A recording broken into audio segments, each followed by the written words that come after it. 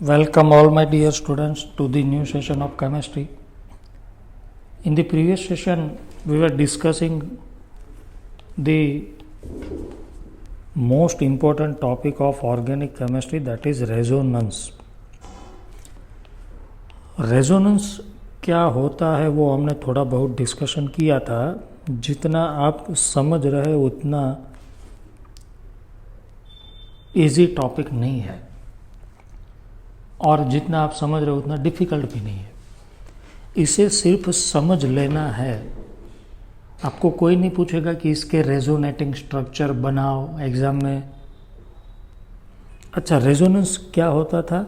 तो compound stable होने के लिए अपने पाई बॉन्ड को या तो प्लस चार्ज को या तो माइनस चार्ज को या तो लॉन पेयर को या तो फ्री इलेक्ट्रॉन को एक जगह से दूसरी जगह घुमाता रहता है कंटिन्यूसली, ताकि बाहर से आने वाला कोई भी उस पर अटैक नहीं कर जाए. इसलिए तो कौन ये काम कर सकता है? उसके लिए सिस्टम क्या होना चाहिए? कॉन्जुगेटेड. रेजोनेंस तभी होगा व्हेन सिस्टम इज कॉन्जुगेटेड. और कॉन्जुगेटेड सिस्टम क्या थी? पाई सिग्मा पाई, दूसरा था pi sigma negative charge, third था pi sigma lone pair, fourth था pi sigma plus charge, fifth था pi sigma single electron, then एक था plus charge and minus charge बाजू बाजू में. मैंने बोला था कि हमें 5 सिस्टम का स्टडी करना है मेनली. देखिए, double bond single bond, double bond, फिर double bond single bond minus charge, ये याद रखना है. Double bond minus charge, lone pair plus charge, single electron, वहीं पे चेंज होता है. ऐसा कोई भी सिस्टम दिखे तो आपको समझ लेना है कि रेजोनेंस होगा. एग्जाम्पल के लिए यदि हम आगे चले तो सेकंड सिस्टम, हमने कल एक फर्स्ट सिस्टम किया था, फर्स्ट टाइप ऑफ सिस्टम हमने कल देखा था. सेकंड सिस्टम की यदि हम बात करें तो double bond single bond plus charge, second type का कॉन्जुगेटेड सिस्टम. ये फर्स्ट सिस्टम हमने कर दिया था, कौन सा? पाई सिग्मा पाई वाला. अब ये फोर्थ हमने कल लिखा था, वहाँ पे ये सेकंड नंबर पे होगा, पाई सिग्मा प्लस. क्या ये कॉन्जुगेटेड सिस्टम है? Yes, it is one of the conjugated system. See, because ये है हमारा conjugated system, pi bond sigma bond and plus charge. तो इसमें रेजोनेंस होगा. पहले तो वो देखो होगा या नहीं, बस इतना आइडेंटिफाई करना ज़्यादा इम्पोर्टेंट है. कैसे होगा, क्या होगा, उससे बेटर है कि होगा या नहीं. यस, क्योंकि हमारे पास जो 7 सिस्टम है, पाई सिग्मा पाई, सेकंड है pi sigma plus, pi sigma minus, पाई sigma lone pair, pi sigma free electron, ऐसे कुछ सिस्टम है. इसमें से ये सिस्टम है. यस. अब क्या होगा? अब किसके पास इलेक्ट्रॉन की कमी है? इसके पास प्लस चार्ज जो होता है उसके पास ऑब्वियसली इलेक्ट्रॉन की कमी होती है. जो पॉजिटिव चार्ज होता है उसी के पास इलेक्ट्रॉन की क्या होती है? 1 मिनट प्लीज़. उसी के पास इलेक्ट्रॉन कम होते हैं. It is electron deficient. ये प्लस चार्ज जो है, सॉरी, ये जो प्लस चार्ज है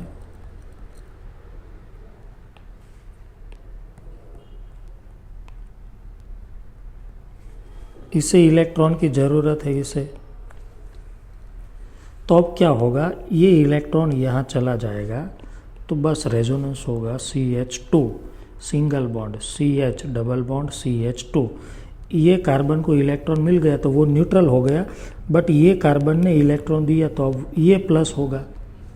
फिर वापस ये वापस आएगा तो फिर से फर्स्ट वाला स्ट्रक्चर बन जाएगा. मीन्स ये कंपाउंड में रेजोनेंस हो रहा है. ऐसे ऐसे चलता रहेगा पूरी लाइफ टाइम. बाहर से कोई अटैक करने को आएगा, उसे क्या दिखेगा? तो उसका देखिए, पहले तो क्या करना है, सिंगल बॉन्ड वाला स्ट्रक्चर बना दो, CH CH2. अब देखो कि डबल बॉन्ड कहाँ कहाँ जा रहा है. यहाँ पे था, यस, तो यहाँ डैश डैश कर दो. सेकंड कार्बन पे डबल बॉन्ड गया, दूसरे स्ट्रक्चर में देखो वहाँ पे भी गया, तो यहाँ पे भी डैश डैश कर दो। डैश का मतलब ये डबल बॉन्ड दोनों जगह पे घूम रहा है, तो बाहर से आने वाले को ऐसे ही दिखेगा कंपाउंड, फर्स्ट और सेकंड कंपाउंड नहीं दिखेंगे, कंपाउंड नंबर 3 दिखेगा, इतनी स्पीड में घूम रहा है। और प्लस चार्ज कहाँ जा रहा है, फर्स्ट कार्बन पे और थर्ड पे, तो थोड़ा प्लस यहाँ पे भी दिखेगा, बाहर से आएगा कोई उसे, और यहाँ भी बीच वाले कार्बन पे प्लस चार्ज नहीं गया, दोनों स्ट्रक्चर को देख लो।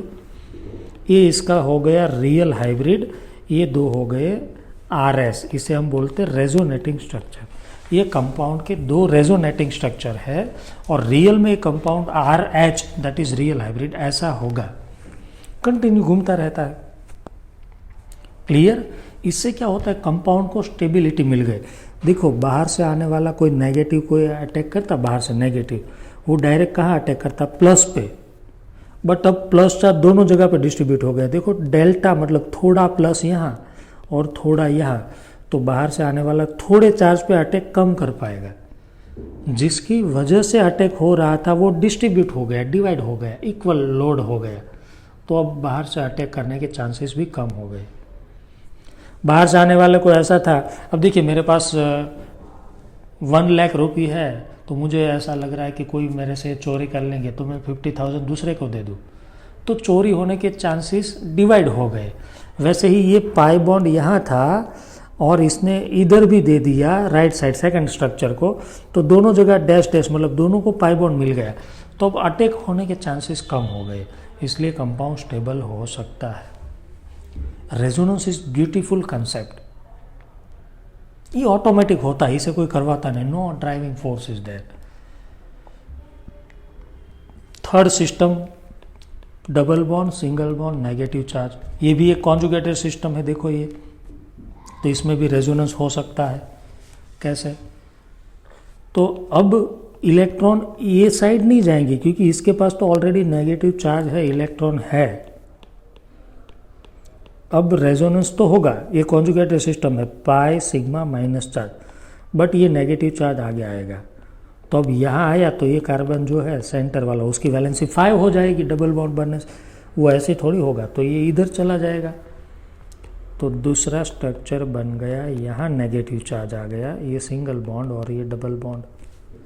फिर वापस जाने के लिए ये इधर जाएगा फिर से, तो फिर से स्ट्रक्चर नंबर 1 मिल जाएगा, means there are 2 resonating structure. कितने RS बन गए, 2। इसका रियल स्ट्रक्चर कैसे बनाएंगे, तो first just draw the single bonded structure.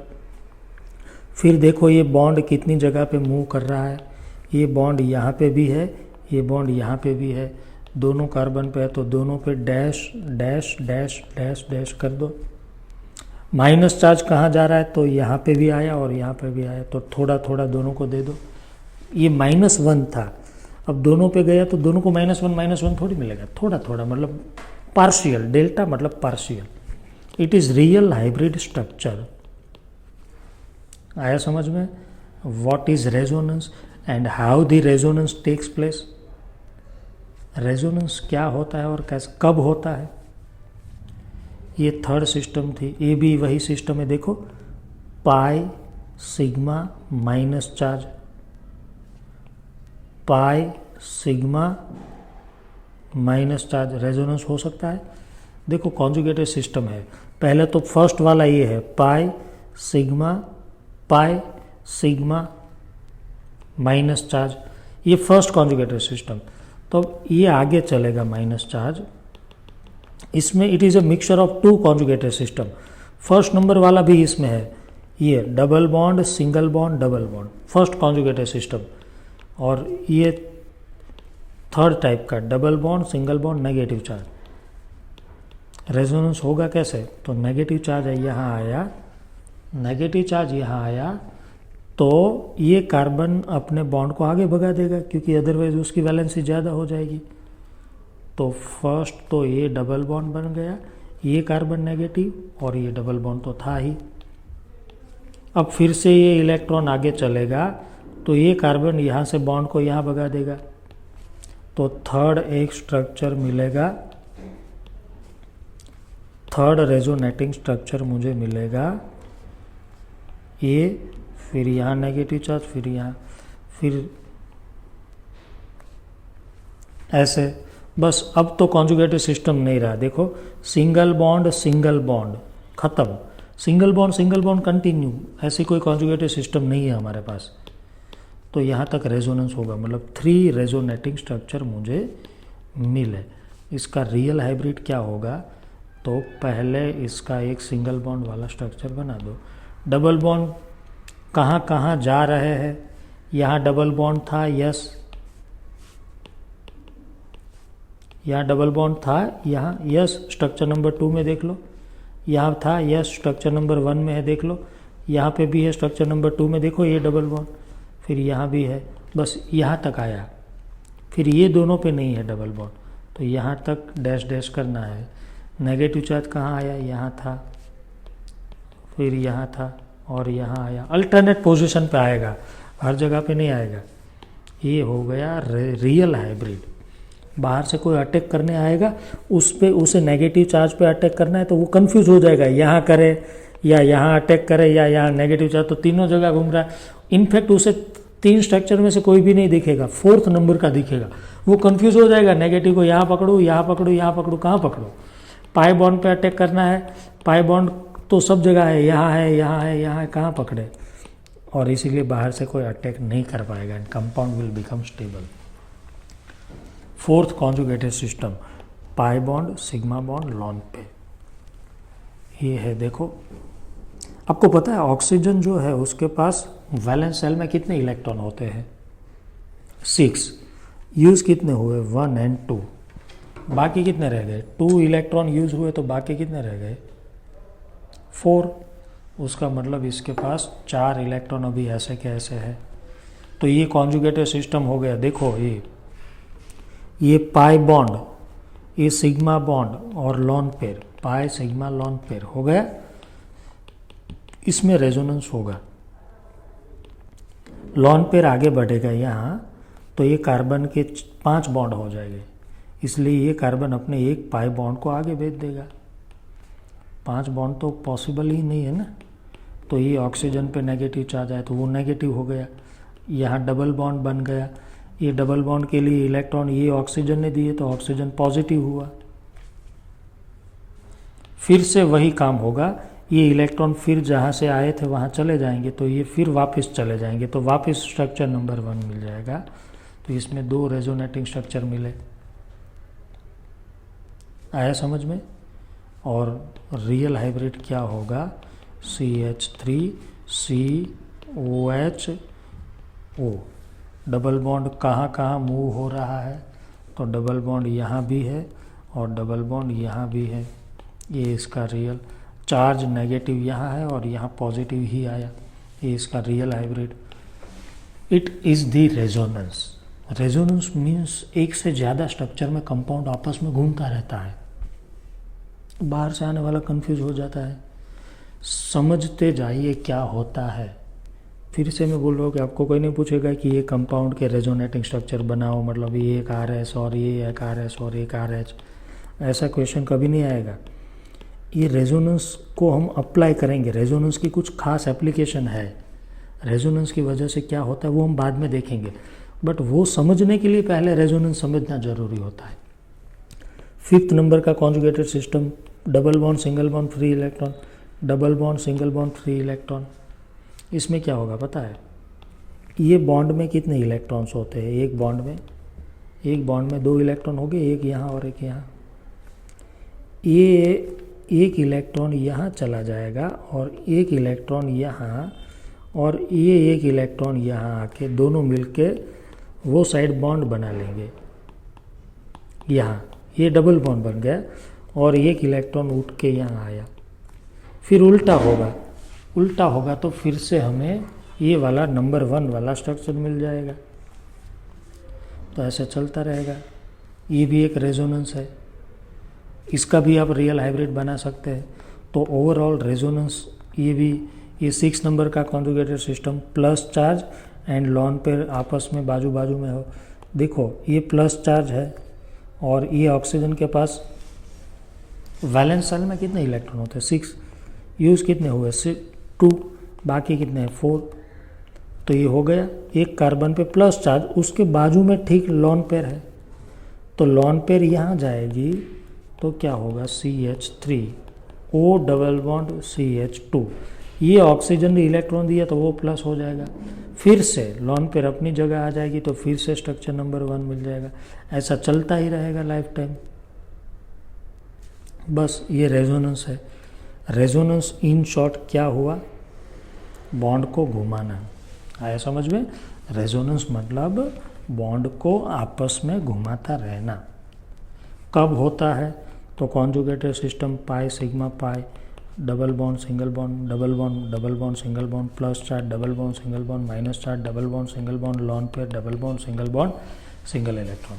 ये कॉन्जुगेटेड सिस्टम है मेन। वैसे तो कई अलग अलग 7-8 है, बट इसमें रेजोनेंस होता है अकॉर्डिंग टू आवर सिलेबस। हमें इतना ज़्यादा ध्यान में रखना है। आया समझ में? चलो मैं आपको क्वेश्चन लिखवाता हूँ। In which of the following resonance is possible? Question लिखो। In which of the following resonance is possible? क्या इसमें रेजोनेंस होगा? ये कंपाउंड क्या है पता है? CH3 C double bond O CH2 NH2। ये कैसे मैंने लिख दिया? ये कीटोन फंक्शनल ग्रुप है CO। अब ये आपको पता होना चाहिए। फंक्शनल ग्रुप का टेबल मैंने लिखवा दिया है, इट्स योर रिस्पॉन्सिबिलिटी। और कीटोन का स्ट्रक्चर पता है, ऐसे होता है। तो ये कीटोन है। क्या इसमें कॉन्जुगेटेड सिस्टम है? नाइट्रोजन के पास कितने इलेक्ट्रॉन होते हैं वैलेंस शेल में? 5। ये नाइट्रोजन के यूज कितने हुए पता है? 3। कैसे? तो देखो NH2 3 बॉन्ड बनाए, 2 इलेक्ट्रॉन है, pi bond sigma bond then lone pair, pi bond sigma bond then lone pair. ऐसी कोई कॉन्जुगेटेड सिस्टम नहीं है इस दुनिया में। Means this system is not conjugated, resonance is not possible. इसमें रेजोनेंस नहीं होगा। बस ऐसी बातें हमारे लिए इम्पोर्टेंट है कि resonance, whether the resonance will take place और नॉट। रेजोनेंस होगा या नहीं वो इम्पोर्टेंट है। होगा तो उसका फ़ायदा क्या है वो भी हम बाद में देखने वाले हैं। बट आपको कोई ऊपर के जो स्ट्रक्चर मैंने बोले कि ये रेजोनेटिंग स्ट्रक्चर बन रहे, वो कोई नहीं पूछेगा कि ये रेजोनेटिंग स्ट्रक्चर बनाओ। So don't worry about it कि ये स्ट्रक्चर हम कैसे बनाएंगे। रेजोनेंस होगा या नहीं वो आपको पहचानना है पहली बार। इसमें आपका आंसर नो होगा, लेकिन मेरा आंसर यस है। लॉन पेयर दी नहीं होगी, आपको पता होना चाहिए लॉन पेयर है या नहीं। देखो क्लोरीन के पास वैलेंस शेल में 7 इलेक्ट्रॉन होते हैं, 17 ग्रुप का एलिमेंट है। 1 इलेक्ट्रॉन यूज हुआ, बाकी 6 इलेक्ट्रॉन है। तो ये पाई बॉन्ड, ये सिग्मा बॉन्ड और ये lone pair, pi sigma lone pair, it is conjugated system. Resonance होगा यस। इसमें पाई सिग्मा नहीं होगा। पाई सिग्मा नहीं चलेगा ना। फिर ये side pi sigma then minus charge, not possible. इसमें होगा देखो पाई सिग्मा तो ये तो कॉन्जुगेटेड सिस्टम, ये भी चलेगा। देखो ये pi then sigma then plus charge, pi sigma plus charge, ये भी चलेगा। दोनों सिस्टम। इसमें पाई सिग्मा पाई एक तो है, दूसरा भी है। ये पाई बॉन्ड, ये सिग्मा बॉन्ड और ऑक्सीजन पे लॉन पेयर होती है। पाई सिग्मा लॉन पेयर, दो कॉन्जुगेशन है। Yes, resonance is possible here. इसमें यस, पाई सिग्मा, ब्रोमीन के पास 3 लॉन पेयर होती है, 17 ग्रुप का एलिमेंट है। Pi sigma lone pair, yes possible. Clear? Resonance कब होगा कब नहीं। अब टाइटल दो, some important note regarding resonance. Resonance के रिगार्डिंग कुछ इंपॉर्टेंट बातें मैं आपको यहाँ पे लिखवाने जा रहा हूँ। नंबर 1 लिखो, delocalized electron pair. Delocalized electron pair. ये डी लोकलाइज्ड इलेक्ट्रॉन पेयर क्या होती है वो लिखो। The pair of electron which participates in, the pair of electron which participates in resonance, the pair of electron which participates in resonance, ऐसी electron की pair जो resonance में पार्टिसिपेट होती हो, means which is in conjugation, means which is in conjugation. दूसरा, localized electron pair, the pair of electron which does not participate in resonance, ऐसे electron की pair जो रेजोनेंस में पार्टिसिपेट नहीं होती हो। लिखा, देखो ये नाइट्रोजन के पास ये एक लॉन पेयर है यहाँ पे एग्जाम्पल, क्या ये रेजोनेंस में पार्टिसिपेट होगी? यस। ये देखो, ये पाई बॉन्ड, ये सिग्मा बॉन्ड और lawn pair, pi sigma lone pair, क्या ये सिस्टम कॉन्जुगेटेड है?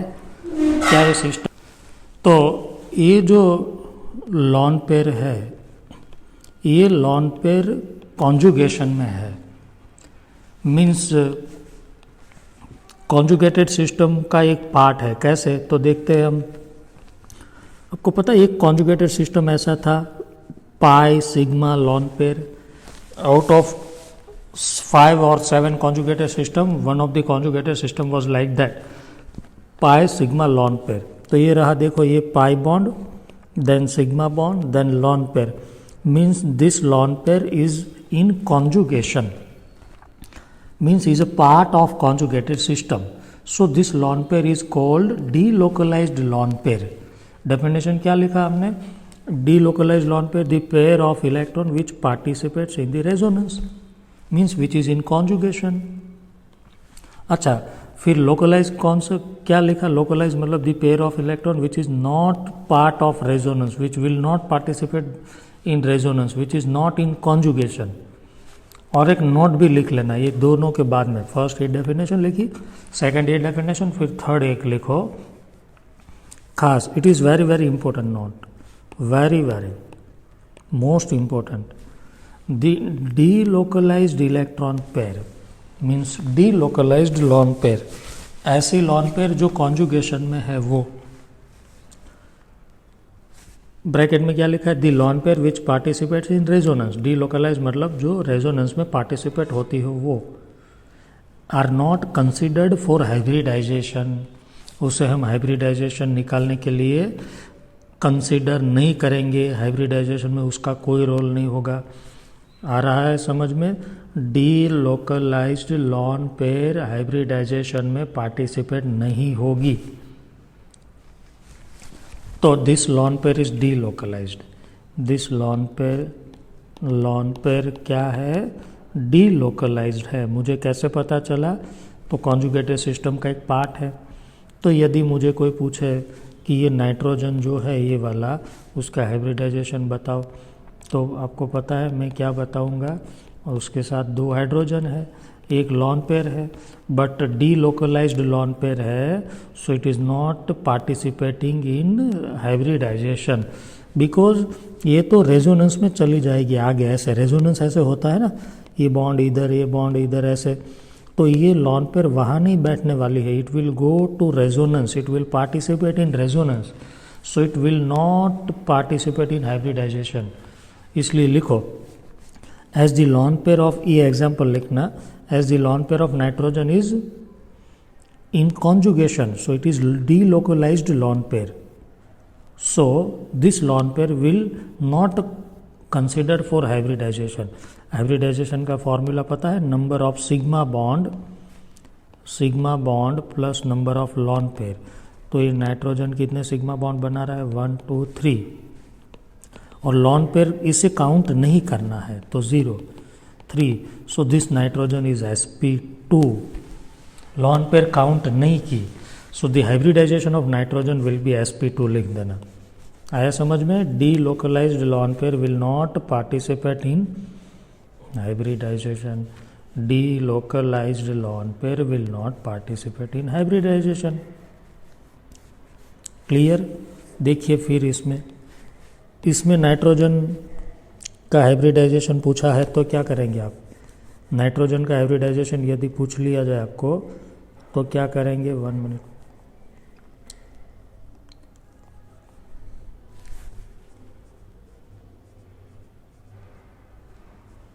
नाइट्रोजन के पास एक लॉन पेयर है, यदि आपको दिख रही है तो मुझे तो दिख रही है, देखो यहाँ पे, क्योंकि नाइट्रोजन के पास 5 वैलेंस इलेक्ट्रॉन होते हैं। आउट ऑफ 5 1 2 एंड 3 बॉन्ड बन गए, तो अभी भी 2 इलेक्ट्रॉन बाकी है, मतलब 1 लॉन पेयर इज देयर। क्या ये लॉन पेयर कॉन्जुगेशन में है? यस। देखो pi then sigma then lone pair, pi sigma lone pair. So this lone pair is a part of conjugated system. This lone pair is delocalized because it is a part of conjugated system. So it will लिख देना, so it will not participate in hybridization. So nitrogen का hybridization होगा sp2 1 2 and 3 sigma bond, 0 lone pair. ये lone pair को हम hybridisation के लिए count नहीं करेंगे, बिकॉज ये तो आगे चली जाएगी रेजोनेंस में, ऐसे रेजोनेंस में पार्टिसिपेट हो जाएगी। तो जो लॉन पेयर डीलोकलाइज्ड होती है वो हाइब्रिडाइजेशन में पार्टिसिपेट नहीं होती है। इसमें भी एक नाइट्रोजन के पास लॉन पेयर है, बिकॉज नाइट्रोजन ने कितने बॉन्ड बनाए, देखो 1 2 3, तो नाइट्रोजन के पास तो 5 इलेक्ट्रॉन होते, तो अभी भी एक लॉन पेयर है। बट ये कॉन्जुगेशन नहीं है, क्योंकि ये डबल बॉन्ड पाई बॉन्ड, ये वाला पाई बॉन्ड और उसके नेक्स्ट लॉन पेयर, पाई के नेक्स्ट में लॉन पेयर, ऐसा कौन सा कॉन्जुगेशन है इस दुनिया में? कोई नहीं। पाई और लॉन पेयर एक ऐसा है, pi sigma lone pair, but पाई के बाद में, मतलब डबल बॉन्ड के बाद में एग्जैक्टली लॉन पेयर, मतलब ये कॉन्जुगेशन में नहीं है। So this lone pair is localized. वो लोकल लॉन पेयर है, मतलब वो वहीं पे बैठेगी, आगे नहीं जाएगी, उसकी लोकेलिटी फिक्स है, उसकी पोजीशन फिक्स है, because it is not part of resonance. So it is considered for hybridization, लिखना, it is considered for hybridization. This lone pair is considered for hybridization. इस लॉन पेयर को हम hybridisation के लिए consider करेंगे। Therefore nitrogen का hybridisation क्या होगा, तो 1 2 एंड सॉरी, एक तो पाई बॉन्ड है ना, इसमें एक सिग्मा और ये दूसरा सिग्मा, 2 सिग्मा बॉन्ड और एक ये लॉन पेयर, तो sp2 होगा। क्लियर? नाइट्रोजन का हाइब्रिडाइजेशन, तो एक लॉन पेयर ये जो थी वो लोकलाइज्ड थी। नेक्स्ट यदि हम बात करें तो ये जो ऑक्सीजन, कभी कभी लॉन पेयर नहीं भी दी हो तो आपको पता होना चाहिए। मान लो ये ऑक्सीजन के ऊपर 2 लॉन पेयर नहीं दी, ये कंपाउंड है, देखो ये, it is, this compound is called furan. ये कंपाउंड को हम बोलते हैं फ्यूरान। वैसे तो अभी नाम याद रखने की कोई रिक्वायरमेंट नहीं है। इसमें आपको लॉन पेयर दिखती है नहीं, बट ऑक्सीजन ने कितने बॉन्ड बनाए, ये जो ऑक्सीजन है उसने 1 and 2 बॉन्ड बनाए, मतलब ऑक्सीजन के पास इलेक्ट्रॉन तो 6 होते हैं, तो 2 यूज हुए, अभी 4 इलेक्ट्रॉन बाकी है, मतलब 1 2 3 4, 2 लॉन पेयर है। उसमें से कोई एक कॉन्जुगेशन में जाएगी, क्योंकि देखो ये पाई बॉन्ड, देन ये सिग्मा बॉन्ड, देन ये लॉन पेयर, तो पाई सिग्मा लॉन पेयर, ये कॉन्जुगेशन हुआ। बट 2 लॉन पेयर नहीं कॉन्जुगेशन में होगी ना, कोई एक पाई सिग्मा लॉन पेयर ऐसे थोड़ी है, पाई सिग्मा लॉन पेयर, मान लो मैं कोई एक को ले लो आप, ये कॉन्जुगेशन में है, तो ये लॉन पेयर डीलोकलाइज्ड हो जाएगी, और एक लॉन पेयर को फिर हमें क्या बोलना होगा, लोकलाइज्ड। लिख देना, in this compound 1 lone pair is delocalized and another is localized, because कोई एक पार्टिसिपेट हो सकती है। क्लियर? तो रेजोनेंस हाइब्रिडाइजेशन में हम क्या करेंगे, ये ऑक्सीजन ने कितने सिग्मा बॉन्ड बनाए, 1 and 2, और लॉन पेयर कितनी गिनेंगे, एक, जो लोकलाइज्ड है वो, एक तो डीलोकलाइज्ड है। Delocalized lone pair is not a part of hybridization, so the hybridization of oxygen will be sp2। समझ में आया या नहीं? 1 lone pair is localized and another is delocalized। ऐसा भी एक केस मैंने बता दिया। चलो, we are studying different all the different type of cases। See ये भी एक लॉन पेयर है, negative charge is lone pair, याद रखना। अब देखिए ये कॉन्जुगेशन में है पाई, सिग्मा और नेगेटिव चार्ज, ऐसा कोई कॉन्जुगेशन है? यस, कॉन्जुगेशन ऐसा होता है, याद है ना, पाई सिग्मा नेगेटिव चार्ज। तो ये लॉन पेयर कॉन्जुगेशन में है, मतलब डीलोकलाइज्ड लॉन पेयर है।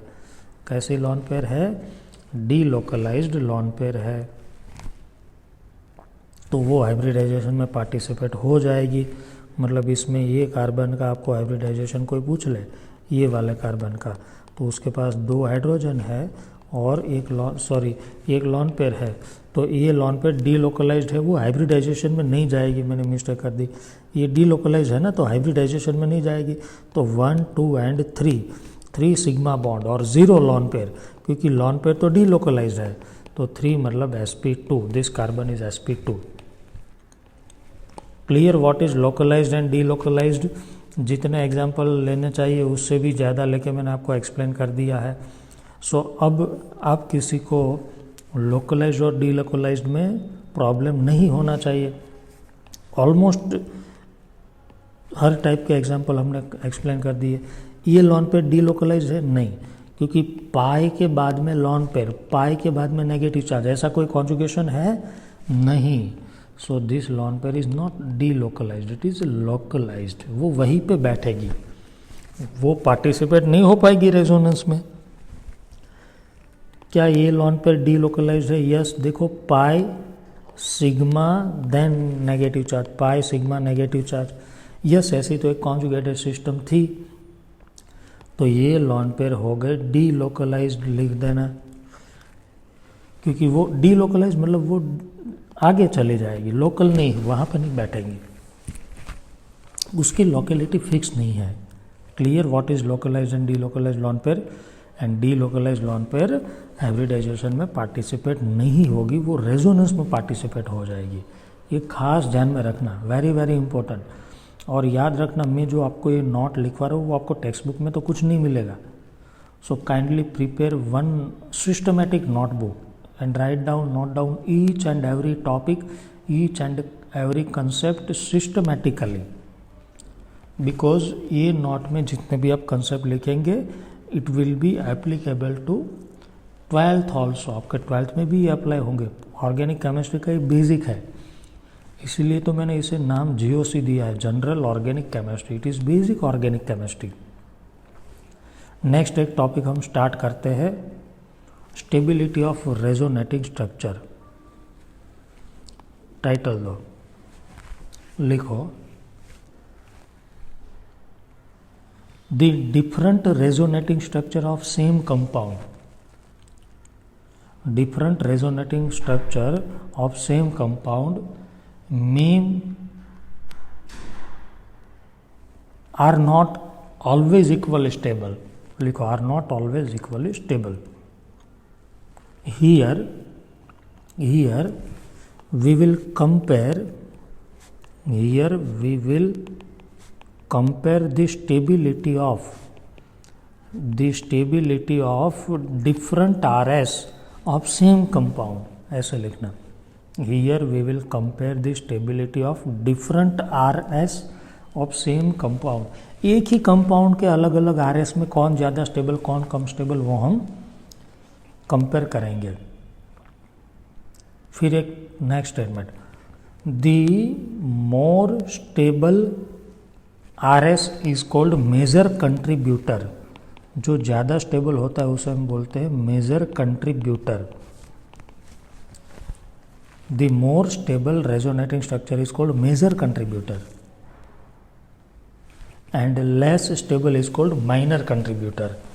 इतना एक खास नोट कर लेना। अब देखते हैं कि मान लो ये एक कंपाउंड है, ये एक कंपाउंड ये है, ये वाला, इसके 4 रेजोनेटिंग स्ट्रक्चर मिले मुझे। देखो 1 2 3 4, 1 2 3 4, 4 रेजोनेटिंग स्ट्रक्चर मिले। मैं उसे नाम दे दूँ ABCD, ABCD। अब ये 4 में से कौन स्टेबल है वो हमें डिसाइड करना है। तो उसके लिए कुछ रूल्स है। मतलब एक ही कंपाउंड के 4 स्ट्रक्चर है, उसकी स्टेबिलिटी का कंपैरिजन कर रहे हैं। ऐसा नहीं कि ये कंपाउंड का और ये स्ट्रक्चर का स्टेबिलिटी का आप कंपैरिजन करो या ये दोनों की स्टेबिलिटी की कंपैरिजन नहीं। We are comparing the resonating structure of same compound. आ रहा है समझ में? एक ही कंपाउंड के अलग अलग स्ट्रक्चर की हम कंपैरिजन कर रहे हैं, उसके कुछ रूल है। लिखो, फर्स्ट रूल सिर्फ लिख देना है, बाद में हम 2-4 एग्जांपल देख लेंगे, that's all, not more important. Neutral resonating structure जो होता है ना, वो always more stable then charged resonating structure. Charge वाले रेजोनेटिंग स्ट्रक्चर से न्यूट्रल ज़्यादा स्टेबल होता है। नंबर 1 लिखा।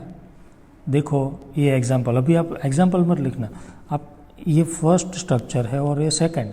ये फर्स्ट में कहीं पे भी चार्ज नहीं है, न्यूट्रल है, इसलिए वो ज़्यादा स्टेबल है। ये फर्स्ट वन इज़ न्यूट्रल, ये न्यूट्रल स्ट्रक्चर है और ये चार्ज वाला है, तो न्यूट्रल जनरली मोर स्टेबल होता है। आया समझ में? Second rule, neutral RS with incomplete octet, उल्टा करना है। मान लो कोई स्ट्रक्चर न्यूट्रल है बट उसमें कोई एटम का ऑक्टेट इनकम्प्लीट है।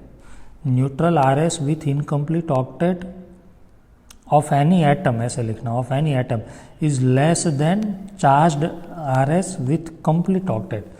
चार्ज वाला भी कभी कभी स्टेबल हो सकता है। चार्ज वाला, अभी हमने क्या बोला, न्यूट्रल रेजोनेटिंग स्ट्रक्चर ज़्यादा स्टेबल, बट कभी कभी चार्ज वाला रेजोनेटिंग स्ट्रक्चर भी स्टेबल हो जाएगा। कब? जब न्यूट्रल में किसी एटम का ऑक्टेट इनकम्प्लीट हो और चार्ज वाले में किसी एटम का ऑक्टेट कंप्लीट हो। मेन ऑक्टेट कंप्लीट होना चाहिए, तो वो भी ज़्यादा स्टेबल हो सकता है। ये सेकंड रूल, सिर्फ लिख दो रूल। ऐसा भी हो सकता है कि मान लो एक रेजोनेटिंग स्ट्रक्चर है, इसमें नेगेटिव चार्ज, ये कंपाउंड है, इसमें नेगेटिव चार्ज किसके ऊपर है? कार्बन के ऊपर, और इसमें किसके ऊपर है? सल्फर के ऊपर। आपको पता है इलेक्ट्रोनेगेटिविटी किसकी ज़्यादा होती है? लेफ़्ट टू राइट इंक्रीज होती है, तो कार्बन से ज़्यादा सल्फर की होती है। इलेक्ट्रोनेगेटिविटी किसकी ज़्यादा होती है? कार्बन से ज़्यादा सल्फर की। तो जो ज़्यादा इलेक्ट्रोनेगेटिव एटम हो ना, वही नेगेटिव होता है जनरली, तो उसके ऊपर नेगेटिव चार्ज अच्छा लगेगा।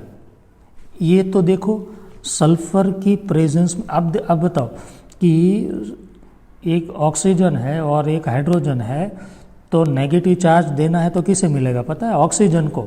जब तक ऑक्सीजन जिंदा है तब तक हाइड्रोजन नेगेटिव नहीं हो सकता, क्योंकि जिसकी इलेक्ट्रोनेगेटिविटी ज़्यादा है उसे नेगेटिव होने का अधिकार है, और जिसकी इलेक्ट्रोनेगेटिविटी कम है उसे पॉजिटिव होने का अधिकार है। आ रहा है समझ में मैं क्या बोल रहा हूँ? देखिए थर्ड रूल यही लिखा है कि नेगेटिव चार्ज किसे मिलेगा? नेगेटिव चार्ज देना है तो किसे मिलेगा? मोर इलेक्ट्रोनेगेटिव एटम को, तो वो कंपाउंड ज़्यादा स्टेबल हो जाएगा। If negative charge is present on more electronegative atom, तो वो ज़्यादा स्टेबल हो जाएगा, क्योंकि नेगेटिव चार्ज लेने का अधिकार जिसकी इलेक्ट्रोनेगेटिविटी ज़्यादा है उसे है। फोर्थ, उसका उल्टा, पॉजिटिव चार्ज लेने का अधिकार किसे है? लेस इलेक्ट्रोनेगेटिव एटम को। तो जिस स्ट्रक्चर में लेस इलेक्ट्रोनेगेटिव एटम पे पॉजिटिव चार्ज होगा वो स्ट्रक्चर ज़्यादा स्टेबल हो जाएगा। मतलब आपको नेगेटिव चार्ज देना है तो मोर इलेक्ट्रोनेगेटिव को दो, ऐसे मोर इलेक्ट्रोनेगेटिव है उसे नेगेटिव चार्ज दो, और लेस इलेक्ट्रोनेगेटिव है उसे पॉजिटिव चार्ज दो। आए समझ में? Fourth rule. Fifth rule, plus और माइनस चार्ज के बीच का डिस्टेंस जितना कम होगा, डिक्रीज होगा, उतना ही वो कंपाउंड की स्टेबिलिटी अप मतलब इंक्रीज होगी। प्लस माइनस चार्ज का डिस्टेंस जो है वो जितना कम उतना वो ज़्यादा स्टेबल होगा, क्योंकि प्लस माइनस नज़दीक रहेंगे तो अट्रैक्ट होंगे, वो अच्छा है, कंपाउंड स्टेबल हो जाएगा। तो प्लस माइनस चार्ज के बीच का डिस्टेंस कम तो स्टेबिलिटी ज़्यादा, बट प्लस प्लस के बीच का डिस्टेंस ज़्यादा होना चाहिए और माइनस माइनस के बीच का भी डिस्टेंस ज़्यादा होना चाहिए, क्योंकि ये दोनों के बीच में क्या होता है? रिपल्जन, और रिपल्जन तो कंपाउंड को अनस्टेबल करता है। इसलिए जितना ये दोनों के बीच का डिस्टेंस कम होगा, डिक्रीज होगा, उतनी स्टेबिलिटी भी डिक्रीज हो जाएगी। आया समझ में? कुछ रूल्स सिंपल से है। पहले तो स्ट्रक्चर न्यूट्रल होना चाहिए तो वो ज़्यादा स्टेबल होगा। अभी कभी न्यूट्रल में भी इनकम्प्लीट ऑक्टेट है तो वो कम स्टेबल हो जाएगा। Third, negative charge more electronegative atom को दो, पॉजिटिव चार्ज लेस इलेक्ट्रोनेगेटिव को दो, प्लस माइनस के बीच का डिस्टेंस कम रखो, प्लस प्लस और माइनस माइनस के बीच का डिस्टेंस ज़्यादा रखो, ऐसे लिख देना अपनी लैंग्वेज में, तो वो कंपाउंड ज़्यादा स्टेबल। आइए एग्जांपल, फर्स्ट रेजोनेटिंग स्ट्रक्चर क्यों ज़्यादा स्टेबल है? ये दोनों का स्ट्रक्चर एक ही कंपाउंड के है, सेम कंपाउंड के, उसकी हम कंपैरिजन कर रहे हैं। फर्स्ट क्यों ज़्यादा स्टेबल है? तो ऑब्वियसली वो ये न्यूट्रल है। ऑक्टेट तो कंप्लीट है, देखो ऑक्सीजन 1 2 3 4 5 6, मतलब ये 1 2 3 4 5 6 7 8। ऑक्टेट कंप्लीट नहीं होगा तो आपको पता चल जाएगा, ऐसे बहुत कम केस आएंगे। देखो इसमें एक कार्बन का ऑक्टेट इनकम्प्लीट है, देखो 1 2 3 4 5 6 इलेक्ट्रॉन ही हुए, तो इनकम्प्लीट ऑक्टेट वाला है, इसलिए वो कम स्टेबल हो गया कंपेयर टू इसमें कंप्लीट ऑक्टेट है कार्बन का। ऑक्सीजन का भी कंप्लीट है, देखो 1 2 3 4 5 6 7 8, कार्बन का भी कंप्लीट है। क्लियर? तो ये ज़्यादा स्टेबल। इसमें क्या फ़र्क है? सब कुछ सेम है, बट नेगेटिव चार्ज कार्बन पे है और नेगेटिव चार्ज सल्फर पे, तो ऑब्वियसली ये ज़्यादा स्टेबल, क्योंकि लिख देना negative charge is present on more electronegative atom, और वही होना चाहिए। इसमें नेगेटिव चार्ज कहाँ पे है? सल्फर जब तक जिंदा है कार्बन नेगेटिव नहीं हो सकता, बिकॉज ये मोर इलेक्ट्रोनेगेटिव है, उसे नेगेटिव देना था, बट हमें कार्बन को दे दिया तो ये कम स्टेबल हो गया। रीज़न के साथ लिख देना। Again neutral, first one is neutral structure, तो न्यूट्रल तो ज़्यादा स्टेबल, ये चार्ज वाला है। इसमें ये सबसे स्टेबल होगा क्योंकि वो क्या है? न्यूट्रल। ये सबसे स्टेबल क्योंकि न्यूट्रल है। अब बी, सी और डी में क्या फ़र्क है पता है? बी और डी मुझे सेम दिख रहे हैं, बी एंड डी। देखो प्लस और माइनस नेक्स्ट कार्बन पे ही है, इसमें भी प्लस और माइनस, सिर्फ साइड चेंज हुई है, दोनों इतना ही डिस्टेंस है ना दोनों में, तो बी और सी इक्वल स्टेबल हो गए। बी और डी इक्वल स्टेबल हो गए। रीज़न लिख देना, प्लस माइनस के बीच का डिस्टेंस इक्वल है, बाकी सब तो सेम है। इसमें प्लस और माइनस के बीच का डिस्टेंस ज़्यादा है सी में कंपेयर टू बी और डी, तो सी लास्ट में चला गया क्योंकि प्लस माइनस का डिस्टेंस कम होना चाहिए, वो अच्छा है, तो कम तो बी और डी में है, तो ये स्टेबिलिटी का ऑर्डर हो गया। आया समझ में?